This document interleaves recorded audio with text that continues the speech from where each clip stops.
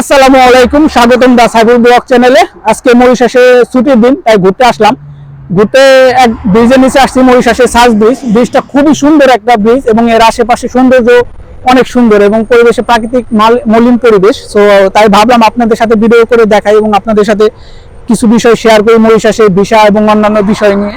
কারণ আপনারা বিভিন্ন টাইপে কমেন্ট করতেছেন, মেসেজ করতেছেন, ভাই মরিশাসের বিষয় কি অবস্থা, কি পর্যায়ে, বা আপনারা অনেকে কমেন্ট করতেছেন ভাই গার্ডেনিং বিষয়, রাজমিস্ত্রি বিষয়, তারপর আরো অন্যান্য বিষয় আছে, খুলছে কিনা বা এত টাকা চাই, আমি পাসপোর্ট জমা দিছি। ভাই একটা কথা বলি, মরিশাসের যতজন মানুষ ভিডিও বানায় এবং ভ্যালিড সত্য কথা বলে, তাদের তাদের মধ্যে আমিও একজন। সেই হিসাবে আমি একটা কথা বলি, মরিশাস হাই কমিশনার স্যারও বলছে এই কথা। তাদের মধ্যে একটা কথা হচ্ছে কি, মরিশাসের ভিসা 3 সেক্টরে খুলছে। ভাই আপনারা যত আবিজাবি এই যে গার্ডেনিং, রাজমিস্ত্রি, সুকারের বিষয় কথা বলতেছেন, এগুলা সঠিক না ভাই। এগুলো এখন তো খুলেই না, এগুলো কোনো কিছু হয় নাই। আপনারা জানি না কই থেকে শুনতেছেন। আপনার একটা জিনিস কি, এজেন্সির কাজ হচ্ছে আপনাদের ভুল ধারণা দেওয়া, ভুল প্রতারণা স্বীকার করে টাকা নেওয়া। এজেন্সির কাজ হচ্ছে এটা। তো আপনাকে তো সত্য জানতে হবে, আপনাকে রিসার্চ করতে হবে, জানতে হবে এবং আপনাকে বুঝতে হবে কোন কোন সেক্টরে বিষয় খুলছে বা কোন কোন সেক্টরে বিষয় খুলে নেয়। আপনারা সেগুলো না জেনে না বুঝে কি করে ওইসব সেক্টরে বেশি লোভনীয় ওভার দেখে টাকা দিয়ে চলে আসতেছেন। কিন্তু এই জিনিসটা খুবই খারাপ, এটা আপনার প্রতারণা অস্বীকার আছে। কারণ মরিশাসে 3 সেক্টরের উপরে ভিসা চালু হয়েছে, প্রিন্টিং, বেকারি এবং গার্মেন্টস। আপাতত আর কোনো সেক্টরে ভিসা চালু হয় নাই, কিন্তু মরিশাস সরকার বলছে সব সেক্টর খুলে দিবে।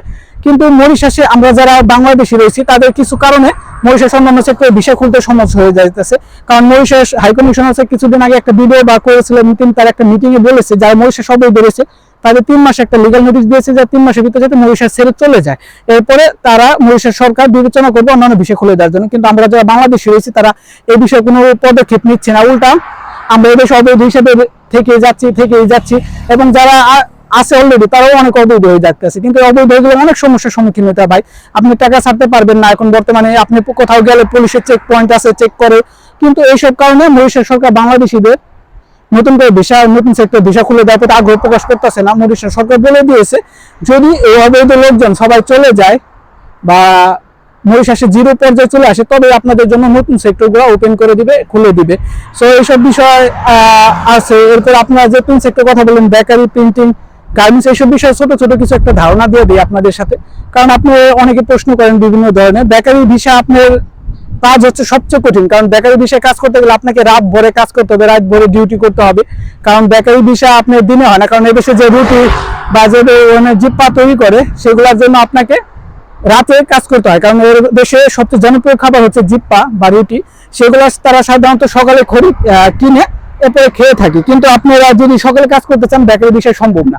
আপনি বেকারি বিষয়ে কাজ করতে গেলে রাত ভরে করতে হবে। এটা হচ্ছে বেকারি বিষয় সবচেয়ে কষ্টের। আপনি এমনি বসে মোবাইল টিপতে পারবেন, এমনি বসে ঘুরতে পারবেন, রাত ভরে জাগতে পারবেন, কিন্তু আপনি কাজ করে পারবেন না ভাই। বেকারিতে আরেকটা সবচেয়ে বড় সমস্যা হচ্ছে কোনো ছুটি নেই। আপনাকে দালাল বা এজেন্ট এরা বলবে ছুটি আছে, 1 দিন ছুটি, 2 দিন ছুটি, কিন্তু ভাই বেকারিতে কোনো ধরনের ছুটি নাই, কোনো কিছু নাই। আপনাকে পুরো মাস বছর ধরে কাজ করে যেতে হবে। শুধুমাত্র রাতে আপনি দিনে ঘুমাতে পারবেন, দিনে বাইরে কাজ করতে পারেন, কিন্তু রাত ভরে কাজ করে এসে দিনে ঘুমানো বা দিনে কতটা শরীরের জন্য, এটা আমি জানি না। যারা বেকারি লাইনে কাজ করে তারা বুঝতে পারবে। কিন্তু আপনার বেকারি লাইনে বেতন হচ্ছে 22,000 টাকা, 22,000 রুপি দিবে। তো আরো বেশি দেয়, কত জায়গায় 20,000 রুপি, কত জায়গায় 22,000 রুপি। এটা ভেদ করে আপনার হচ্ছে কাজের অনুযায়ী, কাজের দক্ষতা অনুযায়ী। আপনার যদি কাজের দক্ষতা বেশি থাকে তবে আপনার বেতন বেশি থাকবে, আপনার যদি কাজের দক্ষতা কম থাকে তবে আপনার বেতন কম থাকবে। কিন্তু আরেকটা বিষয় আপনাদের শেয়ার করে দেয়, সেটা হচ্ছে মরিশাসে বর্তমানে যেগুলো বিষয় ইস্যু হচ্ছে, তার ম্যাক্সিমাম বিষয় ইস্যু হচ্ছে হলো যারা কাজ পারে দক্ষ তাদের। কিন্তু যারা কাজ পায় না, লেবার, হেল্পার, তাদের খুব কম ইস্যু হচ্ছে বা ইস্যু হইতেছে না বললেই চলে। মরিশাসে আরেকটা সেক্টর ওপেন হয়েছে, সেটা হচ্ছে গার্মেন্টস। গার্মেন্টস আপনি যে কোনো জায়গায় গার্মেন্টস, যে কোনো বিষয়ে, যে সিলিং বা অন্যান্য গার্মেন্টসে যেসব কাজ করতে হয়, সেসব বিষয়ে গার্মেন্টস পুরো ওপেন হয়ে গেছে। এবং আপনারা বিভিন্ন সময় শুনবেন যে মরিশাসে, ঢাকা শহরে বিভিন্ন গার্মেন্টস কোম্পানিগুলো তাদের ইন্টারভিউ নিচ্ছে লোক নেওয়ার জন্য, কারণ তারা দক্ষ কর্মী নিয়োগ দিতে চায়। মরিশাস সরকার বলে দিয়েছে কোনো ধরনের হেল্পার বা কাজ জানা ছাড়া লোক মরিশাসে যেন না আসে, পরে এরা অবৈধ প্রবণতা বেড়ে যায়। আর গার্মেন্টসে আপনার বেতন হয় 17,100 রুপি। এটা মরিশাসের সর্বনিম্ন স্যালারি। এটা যে কোনো সেক্টরে আসেন, এই 17,100 রুপি এটা হচ্ছে সর্বনিম্ন বেতন। এরপরে আপনার কাজের দক্ষতা, আপনার কাজের অভিজ্ঞতা অনুযায়ী বেতন আস্তে আস্তে উপরের দিকে বাড়তে থাকে। এরপরে আরেকটা সেক্টর হচ্ছে আপনার প্রিন্টিং সেক্টর। প্রিন্টিং সেক্টর হচ্ছে পেন্টিং না, যারা রং করে হারানা, যারা প্রিন্টিং সেক্টর হচ্ছে আপনার যারা মুদ্রণ শিল্প, পেশে, ডিজাইনার, তারপরে মেশিনে বড় বড় 4 কালার 2 মেশিন, এসবের কাজ করে তাদের সেক্টর ওপেন হয়েছে। আর মরিশাসে এইসব সেক্টরের চাহিদা প্রচুর পরিমাণে রয়েছে। আর এইসব সেক্টরের বেতন এরকম 17,100 টাকা থেকে শুরু হয়। এরপর আপনি যদি বড় মেশিন চালাতে পারেন, আপনার দক্ষতা বেশি হলে তখন আপনার চাহিদা বেশি, আপনার বেতন বেশি। কিন্তু হেল্পার বা অন্যান্য সেক্টরের বেতন একটু কম থাকে। আর এইসব বেতনের ডিউটি হচ্ছে 8 ঘন্টা, সকাল 8টা থেকে বা কিছু কিছু কোম্পানি থেকে 9টা থেকে বিকাল 5টা পর্যন্ত এরকম ডিউটি হয়ে থাকে নর্মাল। কিন্তু সবচেয়ে কঠিন কাজ হচ্ছে ভাই বেকারি কাজটা। বেকারি কাজটা আপনাকে রাত 12 ঘন্টা কাজ করতে হবে, রাত 12 থাকতে হবে। এখন আপনি এইসব বিষয় আমি ডেডিকেটেড ভিডিও বানিয়ে দিয়েছি, আপনারা চাইলে সেখানে দেখে আসতে পারেন। আরো আমি খুব বর্ণনা করে দিয়েছি, তারপর আপনাদের একটা ধারণা দিলাম। যেহেতু সুন্দর একটা জায়গায় ঘুরতে আসছি, আপনারা দেখেন ব্রিজগুলো খুবই সুন্দর এবং খুবই বড় বড় ব্রিজ, এবং এর আশেপাশে আরো অনেক সুন্দর প্লেস রয়েছে ঘোরার মতো। আপনার মরিশাস আসলে এরকম অনেক সুন্দর সুন্দর জায়গা আছে যেখানে আপনারা ঘুরতে পারবেন এবং বেড়াতে পারবেন। কারণ মরিশাস সৌন্দর্য, প্রাকৃতিক সৌন্দর্য ভরপুর একটা কান্ট্রি, ভরপুর একটা দেশ। আপনার এই দেশে ঘোরার জায়গার অভাব নেই। এরকম মরিশাসে আরো সৌন্দর্য আছে। তবে একটা বিষয় খেয়াল রাখবেন, মরিশাসে যখন যেখানে যে দেশে যান না কেন কোথাও ময়লা ফালাবেন না, কারণ এই দেশে এগুলো সব ধরনের নিষিদ্ধ। আমরা কি করি, বাংলাদেশের একটা চিপ বা একটা চকলেট বা একটা পেপসি 7 আপ খায় কি করে, এই বোতলটা ওখানে ফালাই রেখে চলে যায়। কিন্তু মরিশাসে এগুলো ফালাবেন না, এগুলো ধরনের নিষিদ্ধ। এগুলো দেখলে কিন্তু মরিশাসের যারা স্থানীয় লোক আছে তাদের সাথে আপনাদের একটু ঝগড়া বাড়তে পারে, কারণ এগুলো পছন্দ করে না। মরিশাসে কয়াশি, কপ, থুতু এগুলো ফালাবেন না। আপনি যতটা পারেন সুন্দরভাবে চলবেন, আসবেন, কাজ করবেন, খাবেন, চলে যাবে।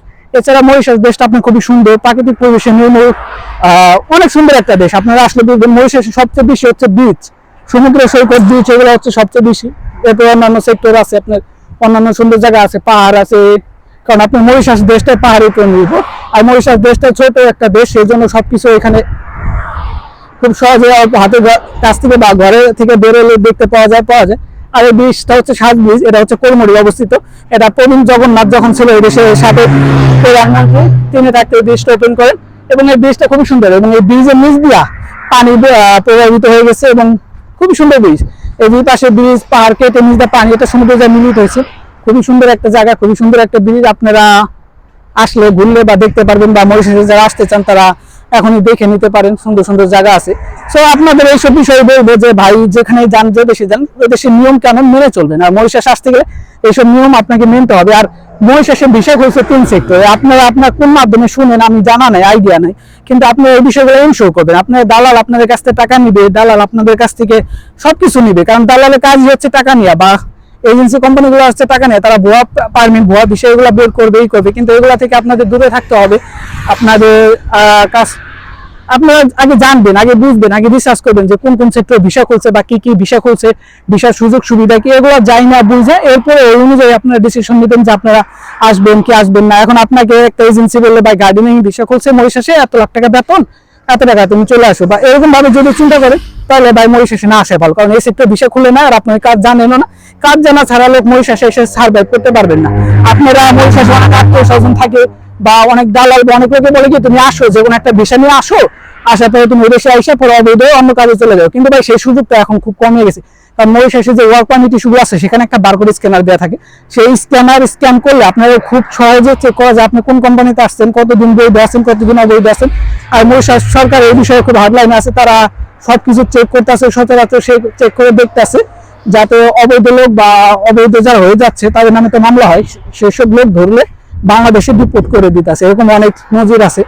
সো আপনারা যেখানে যান, একটা কথা আমি সবসময় আমার ভিডিওর মাধ্যমে বলে থাকি, সঠিক এবং সত্যতা জানবেন আগে, এরপরে যাবেন। যেখানে যান রিসার্চ করবেন আগে, আর কাজ শিখে যাবেন। আপনি যদি কাজ না শিখেন তবে আপনার যা লাভ নেই ভাই।